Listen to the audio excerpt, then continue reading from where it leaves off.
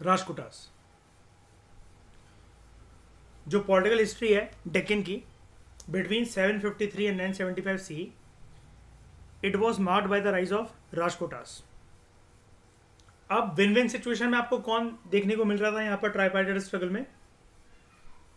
राजकोटास, ठीक है, जिन्होंने काफी लंबे समय तक इस रीजन को स्टेबिलिटी दी। अच्छा, इनका रूल कहां पर था राजकोटास का? जैसे पाला का बंगाल के अंदर, प्रोमिनेंटली बंगाल के अंदर सबका, लेकिन जो मकसद है वो कहां पर है? कहां पर पावर को स्टैब्लिश करना? नहीं, जगह जगह बताओ। कन्नौज में, ठीक है, लेकिन कन्नौज एक्चुअली किसके पास रहा है शुरू से? गुज्जर प्रतिहार। तो वो क्या है? वेस्ट इंडिया, नॉर्थ इंडिया, पाल ईस्टर्न इंडिया। राजकोटा कहां पर है? डेक्कन में। कहां तक डेक्कन? कहां पर? साउथ कहां जाता है? इडली सांभर मिलता है। अरे यार, नर्मदा के नीचे थोड़ा सा, नर्मदा भी तो बताया, ठीक है। नर्मदा एक लक्ष्मण रेखा है ना, उसके ऊपर पूरा नॉर्थ इंडिया, उसके नीचे डेक्कन इंडिया शुरू हो जाता है। हाँ, तो राजकोटा मीन्स द चीफ ऑफ राष्ट्र, डिवीजन और a kingdom depending on the context. 625 C के आसपास, थोड़ा सा हम यहाँ पर ना पीछे चले गए, माइंड मत करना, वो तो आपको पूनम दैया ने मयूर याद है शुरू में ही बोल दिया था कि टाइम फ्रेम जो हो सकता है उसके अंदर 100-200 आगे पीछे हो सकता है, लेकिन आपको एक क्रोनोलॉजिकल ऑर्डर में समझाने के लिए ऐसा करा गया है। 625 सी के आसपास they appear to have migrated from the Latur area to Ellichpur, Tapi नदी के पास, in modern MP. Since one of the title used by the kings of the main and the subordinate lines was Latalur, Purveshwar, lord of the great city of Lattalur या फिर Latur of Maharashtra. हो गया डेक्कन, शुरू हो गया महाराष्ट्र से। अब इनको फ्यूडल लॉर्ड्स माना जाता है of Chalukyas and their capital was Manyakhet और Malkhed near Sholapur. Where is Sholapur? Maharashtra. History में हम वो भी पढ़ते हैं, याद है ना आपको, मैं अक्सर बताता रहता हूं आपको, वो नाला सुपारा, वो महाराष्ट्र में है। मैंने आपको बताया ना कपिल शर्मा शो में वो कृष्णा यूज करता है वो कि हमारा पार्लर है नाला सुपारा में।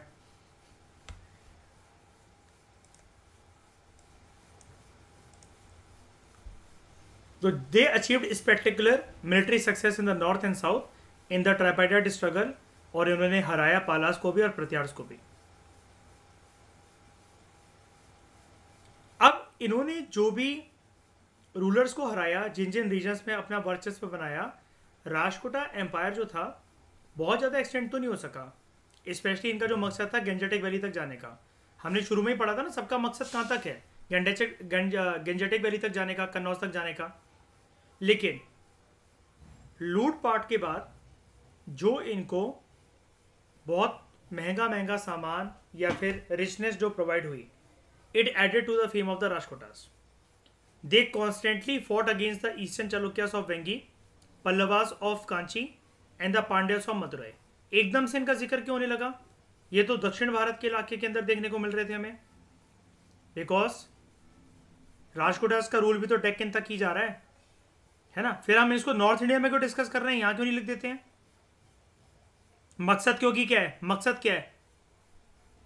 कन्नौज तक पहुंचना, कन्नौज तक पहुंचना, है ना। गंगा कहां से बहती है श्रेया? तमिलनाडु या फिर ऊपर यूपी की side?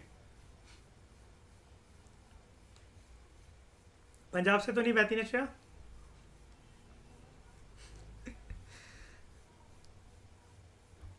Arab accounts testify the liberal attitude of the Rajputas, as the Arab traders were allowed to build mosques and follow their religion without any hindrance. अब यहां से आप क्या कह सकते हो?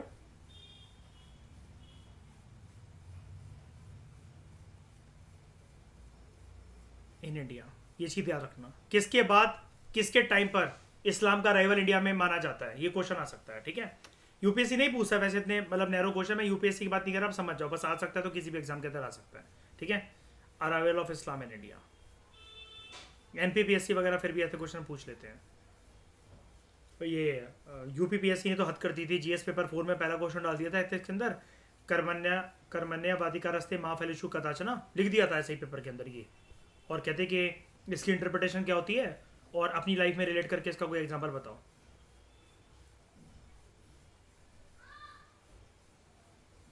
अब जितने पंजाबी मुसलमान कल्चर के जो लोग थे वो भी तो यूपीपीएससी देते ही होंगे कोई ना कोई, उनके तो प्राण निकल गए थे। तो Arab accounts testify the liberal attitude of the Rashtrakuta kings as the Arab traders were allowed, मतलब ये काफ़ी लिबरल थे अपनी अप्रोच में। They allowed the Arab traders to build mosque and follow the religion without any रुकावट, without any हाइंड्रेंस।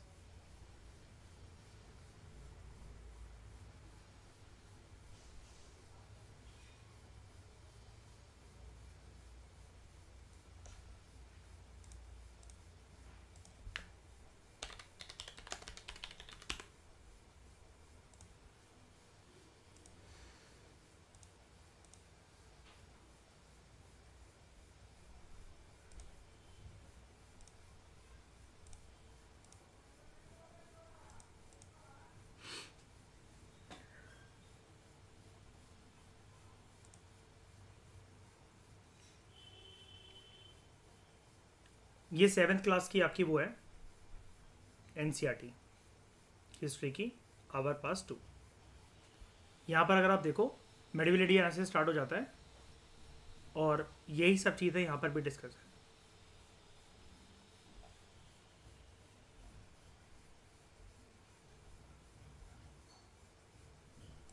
हम लोग यहाँ पर पढ़ने जा रहे हैं राजकोटा किंग दंती दुर्ग के बारे में। यहाँ पर सबसे पहले 7th क्लास की एनसीईआरटी से एक चीज़ देख लो। इनिशियली जो राजकोटास थे they were subordinate to the Chalukyas of Karnataka. Mid 8th century में दंती दुर्ग जो कि एक राजकोटा चीफ था पहले, उसने चालुक्य ओवरलॉर्ड को ओवरथ्रू करा and he performed a ritual.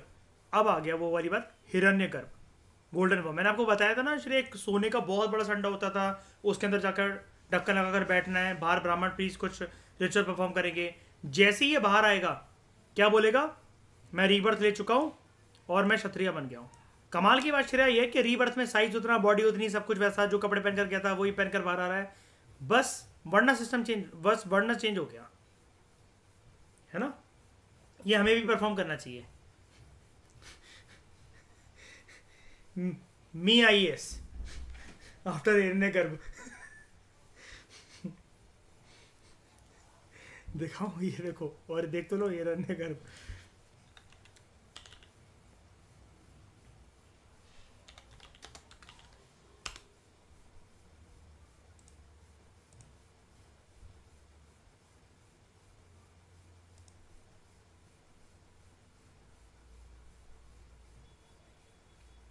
ये गया इसके अंदर ये सारे ब्राह्मण प्रीस्ट हैं, ये हवन वगैरह की तैयारी कर रहे हैं, कलश वगैरह रखा हुआ है, जाएगा और ऐसे आके फिर ये ढक दिया जाएगा।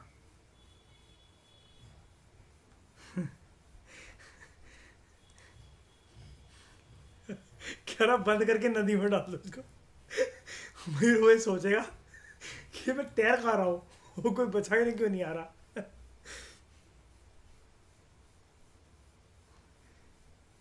हाँ हैरी पॉटर जैसा।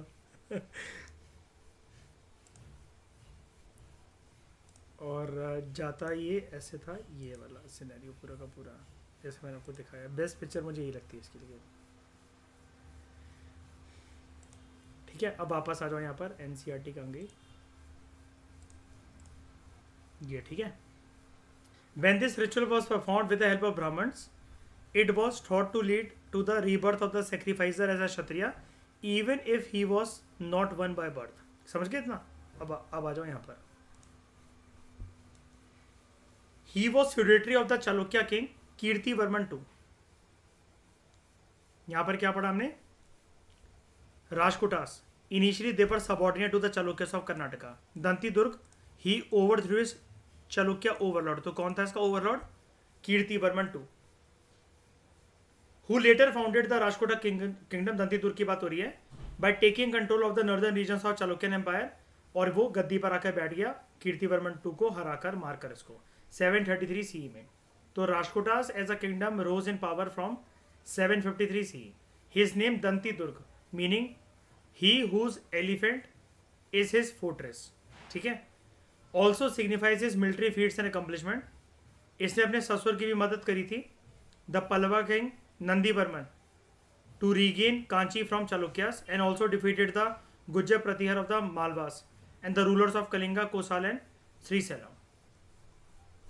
यहाँ पर इसकी बात याद रखना. तभी मैं कहता हूँ देखो एक सोर्स कभी काम नहीं आता. डायरेक्टली कितना आसान है कि सिर्फ पूनम दल दहिया से स्टार्ट करवा दो, हिस्ट्री वगैरह सब कुछ पढ़वाना. अब अगर कल को ये क्वेश्चन आ गया, आपको कितना गिल्ट फील होगा कि इतनी स्टैंडर्ड बुक से हमने दंती दुर्ग के बारे में पढ़ा, एक एक फैक्ट पढ़े, नोट्स बनाए, कितने बार रट्टाफिकेशन करा इसका, कितने बार टेस्ट दिए हमने, लेकिन सिर्फ एक फैक्ट ने हमारा पूरा का पूरा करियर चौपट करके रख दिया कि हिरण्य गर्भ नहीं दे रखा था पूनम दल दहिया की बुक में विद रिस्पेक्ट टू दंती दुर्ग. इसलिए मैं आपसे कहता हूँ जो लोग मल्टीपल सोर्सेज को पढ़ने के बाद नोट्स एक जगह कंपाइल कर रहे हैं, सिर्फ वही फ़ायदे में है. बाकी ज्ञान की कमी नहीं होती. ज्ञानी लोगों का एग्ज़ाम ही नहीं है. ये एग्ज़ाम स्ट्रैटेजिस्ट निकालते हैं. आप में कितना दिमाग है, आप कितने होशियार हो, आपको अंग्रेज़ी, हिंदी, बंगाली कितने अच्छे से आती है, कोई फ़र्क नहीं पड़ता इन सब चीज़ों से. ये फालतू की बातें हैं. उससे भले एग्ज़ाम निकल जाए मयूर हैं उल्लू के नाखून से.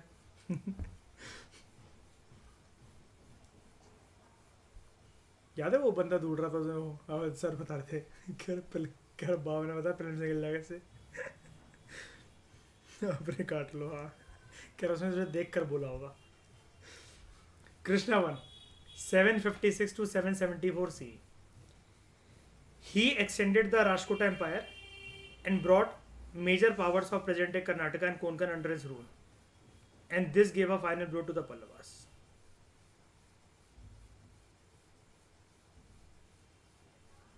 जो रॉक कट टेम्पल आर्किटेक्चर है, Kailasa temple at Ellora near Aurangabad Maharashtra, it was built during Krishna I's reign, and this temple is dedicated to Lord Shiva, and it is a monolithic structure that is made up of a one single piece of rock. याद है?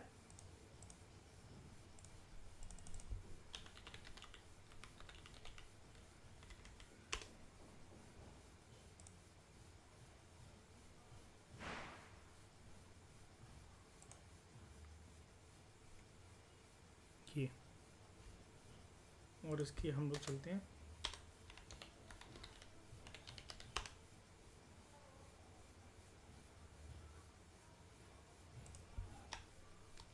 अच्छा इसके तो सारे component मिलेंगे ना. शिवा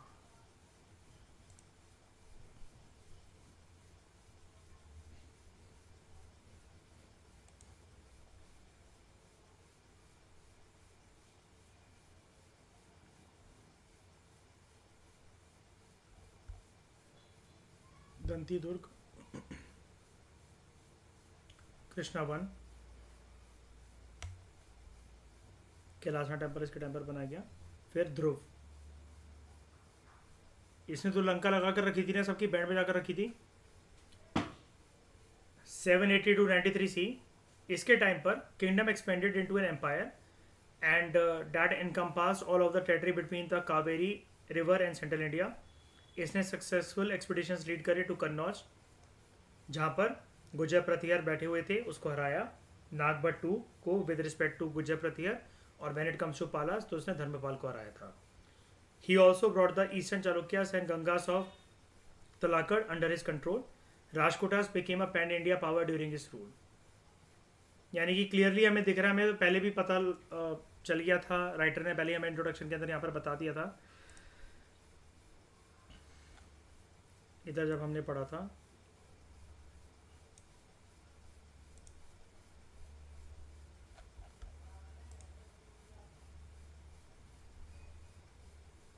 हमने इसको यहाँ से देखा था ना. Rashtrakutas emerge as a most powerful and then empire lasted for the most time out of these 3 in the tripartite struggle. ठीक है.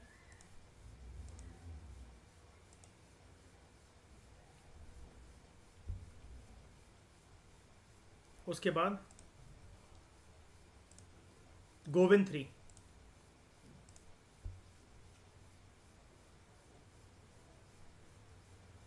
(793 to 814 CE). He was son of Dhruv. जिसने राजकोट एम्पायर को और बढ़ाया और एक्सपेंशनिज्म उसका करा। जो ट्राइपार्टाइट स्ट्रगल चल रहा था किसके बीच में, Gurjara Pratihara in western India, north India, Palas of Bengal और खुद इनका राजकोट एम्पायर, उसमें राजकोटास इमर्ज विक्टोरियस। इसने घुसपैठ करी उत्तर भारत में and he defeated the Pala king Dharmapala, plus इसने मालवा भी छीन लिया from the Gurjara Pratihara king नागभट्टू।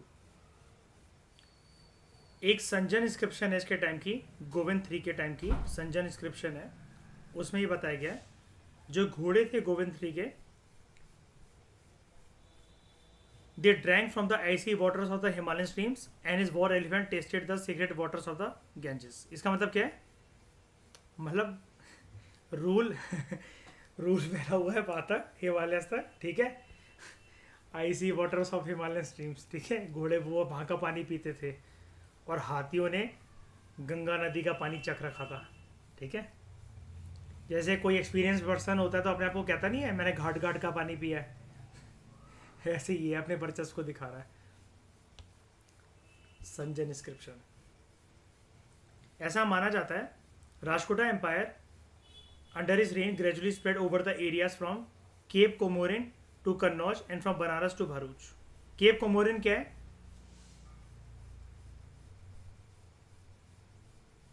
Southern most tip of, अरे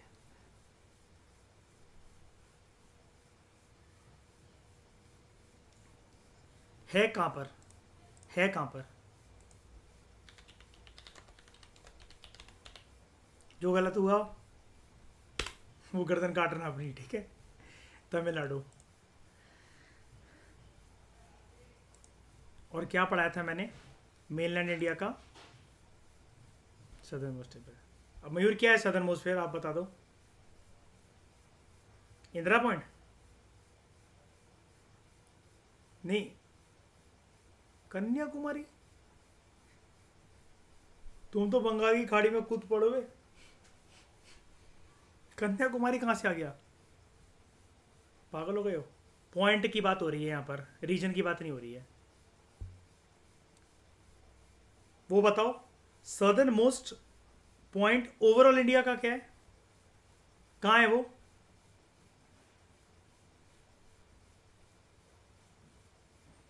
हाँ सबमर्जन ओशन, ठीक है चलो, हाँ है कहाँ पर, अंडमान निकोबार आइलैंड, ठीक है, सही सही बोल रहे हो।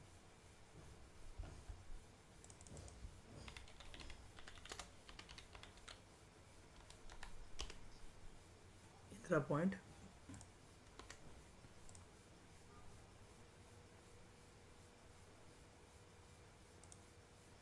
यहाँ पर, ठीक है। लिटिल अंडमान ऊपर होता है, ग्रेट निकोबार नीचे है, ठीक है, तो निकोबार में आइए।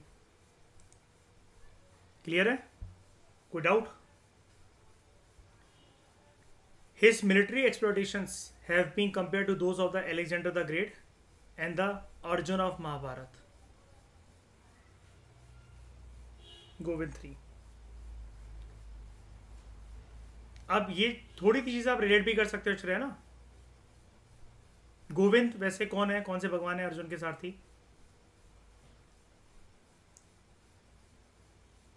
है ना, हाँ Shri Krishna. Having conquered Kannauj, Gujarat and Kosala, he travelled south and not only humbled the Pallavas of Kanchi but also installed a ruler of his choice in Vengi and received 2 statues as an act of submission from the king of Ceylon, Sri Lanka, one statue of the king and another of his minister. Cholas, Pandyas और चेरास जो थे वो उसको tribute देते थे, इतना वर्चस्व था इसका। चोलास अभी आएंगे पावर के अंदर, जैसा कि यहाँ पर जो, एक सेकेंड,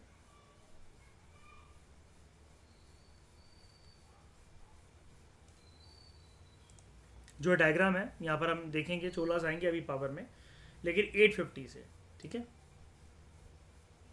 उसके बाद अमोघ वर्ष 1, 814 to 878 CE.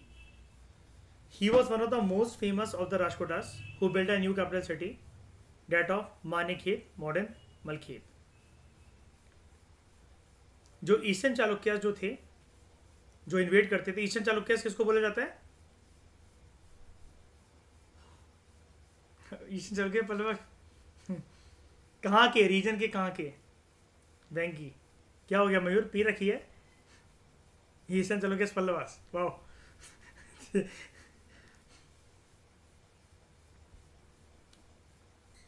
at Venkavalli and assumed the title Veer Narayan. He also made peace with the Western Gangas by giving them two of his daughters in marriage.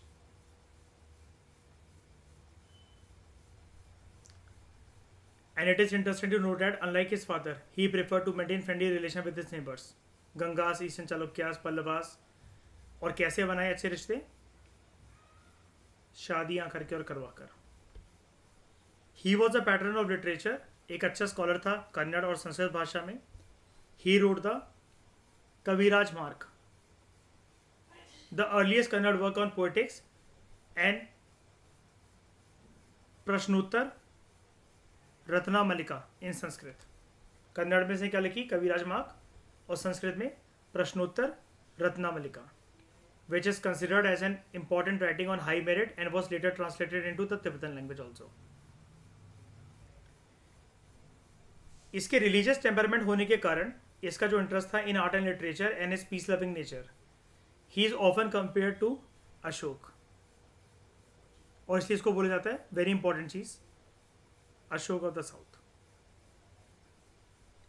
मुझे एक बात समझ में आती है, हिस्टोरियंस कौन होते हैं सब लिखने वाले यार? वही तो नहीं, कौन होते कौन है ये हमें ये तंग करने वाले? एक उसका नाम याद करना इतना मुश्किल है सबके लिए कि यही एग्जाम में याद रह जाए क्रोनोलॉजिकली, यही बहुत बड़ी बात है। Ashoka of the south. And he is also compare to Gupta king Vikramaditya. लो सोने पे सुहागा। क्या करी थी? हाँ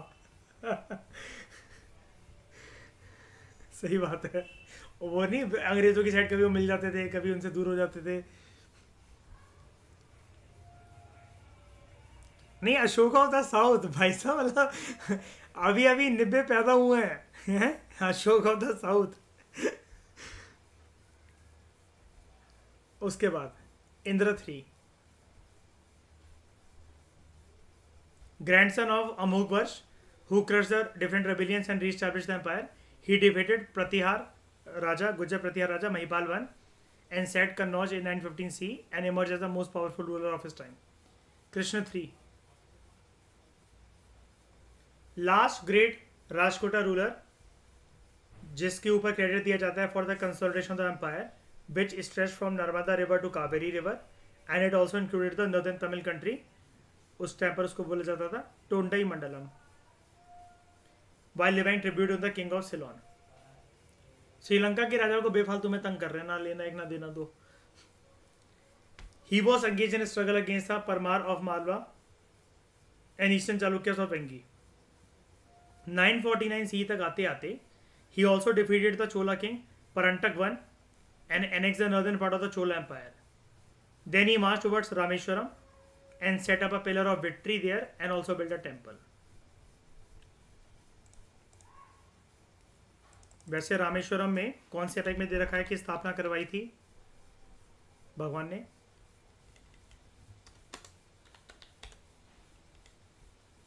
राम जी ने।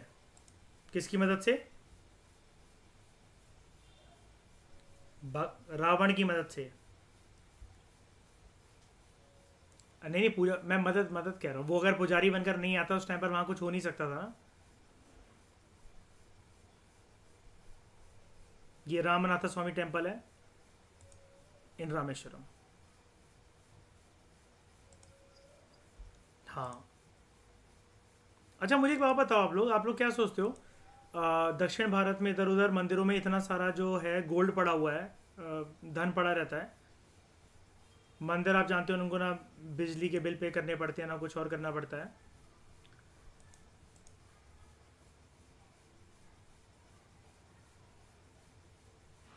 कैलाशनाथ टेम्पल, हाँ अभी मैंने बता दी ना रूपक, कब क्लियर हो जाएगा, कोई बात नहीं। हाँ पहले मुझे ये बताओ, एक ओपिनियन बताओ पहले मुझे ज़रा, कि मंदिरों में इतना सारा सोना और ये सब जो रहता है, स्पेशली दक्षिण के मंदिर बहुत प्रॉस्परस हैं, इस धन को हम लोग निकाल के यूज़ कर सकते हैं देश की जीडीपी को बूस्ट करने में, गवर्नमेंट स्कीम चलाने में? करना चाहिए ऐसा? कर कर सकते नहीं वो लोग। सकते नहीं वो लोग, ये पुजारी कुछ नहीं। हाँ वो पैसा किसका है, वो पैसा किसका है? ऐसा नहीं होता। आप मंदिर, अच्छा आप मंदिर वो आप घर के बगल में जो मंदिर है आपके परिवार वालों के पास रोज आते हैं, आज ही ओए गौरव तुम ही दोगे इसके पैसे तो। जनते से कोई यार, आप जाओगे आप नहीं चढ़ा कराओगे, बताना जरा। हाँ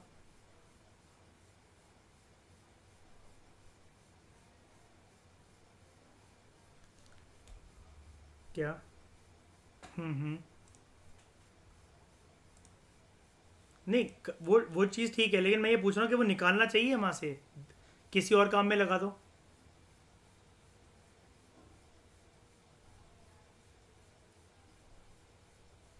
अरे आप समझ नहीं रहे हो ना आप लोग मेरा क्वेश्चन। वो कितने सारे, आप एक नैरो एंगल बता रहे हो, वो सारा पैसा फिर बहुत सारे पर्पस में लग सकता है ना फिर तो वो, और वो घुमाकर इस देश में ही तो घूमेगा। ऐसे तो लोग करते जा रहे हैं, करते जा रहे हैं, करते जा रहे हैं, दान करते जा रहे हैं, तो एक दिन तो ये भंडार राजकोषी तो बहुत बड़ी हो जाएगी, तो वर्ल्ड जीडीपी को क्रॉस कर जाएगी फिर। और ये यूज़ हो नहीं रहा, गरीबी कितनी है देश में, और ये जो नेचुरल डिजास्टर्स आते हैं, इनमें सरकार के पास कभी कभार किल्लत हो जाती है। कोविड के टाइम पर सरकार को पैसों की ज़रूरत थी, है ना। कभी कभार इकोनॉमिक क्राइसिस ऐसा होता है कि printing of fresh currency notes जो है वो एक लाइबिलिटी बन जाता है। तो बना बनाया ये पैसा है, जुड़ा जुड़ा पैसा है, नहीं निकाल सकते इसको, नहीं निकालना चाहिए। तो निकालना चाहिए कि नहीं निकालना चाहिए?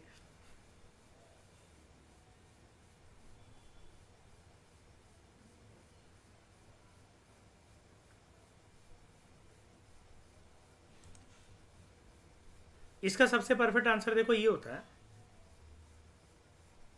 इसको निकालना चाहिए, लेकिन इसके लिए फिर एक डेडिकेटेड मशीनरी, बॉडी, एडमिनिस्ट्रेशन बनाना चाहिए कि प्रॉपर तरीके से फिर वो पैसा उस पर्टिकुलर काम में यूटिलाइज हो, ना कि मयूर पीएम केयर फंड बनाकर उसमें डाल दिया जाए,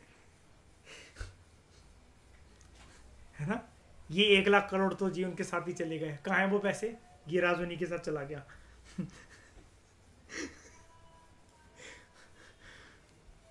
अभी तक नहीं पता लगा उस पैसे का है कहाँ, कहाँ गया वो पैसा, कहाँ खर्च हुआ।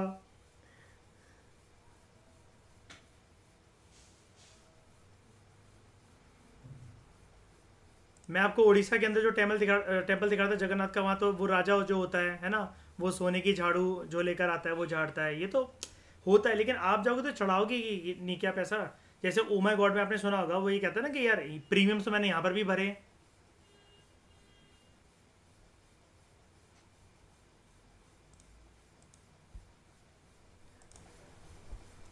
तो he then march towards Rameswaram and set up a pillar of victory there and he also build a temple, ठीक है।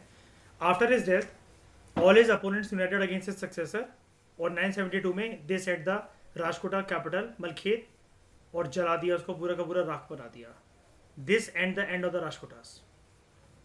मतलब जिसकी ये मार रहा था सबने मिलकर इसकी मार ली, इनके खानदान की आगे। Rashtrakuta rule lasted in the Deccan for almost about 200 years till the end of the 10th century. ये अपने रिलीजियस व्यूज में काफ़ी ज़्यादा टॉलरेंट थे, and they patronize not only Shaivism and Vaishnavism but Jainism as well, ठीक है। और इसके अलावा एक पॉइंट इन्होंने नहीं लिखा, हम ये भी तो लिख सकते हैं यहाँ पर, इस्लाम भी लिख दो, क्या दिक्कत है? अरब ट्रेडर्स को नहीं बना दी, मस्जिद नहीं बनाने दिए क्या, है ना। तो Rashtrakutas not only allowed Muslim traders to settle, but they also permitted them to preach Islam in their dominions, and they are also credited with the construction of the famous rock cut temple of Shiva at Ellora. They were great patrons of art and literature, and their courts were adorned by not only Sanskrit scholars but also poets and authors, जो कि बेलवर्ड से प्राकृत language के अंदर, and in the अपभ्रंश language. The great अपभ्रंश poet स्वयंभू and his son, वो Rajkot court में रहते थे। ये भी एक भाषा है, ठीक है।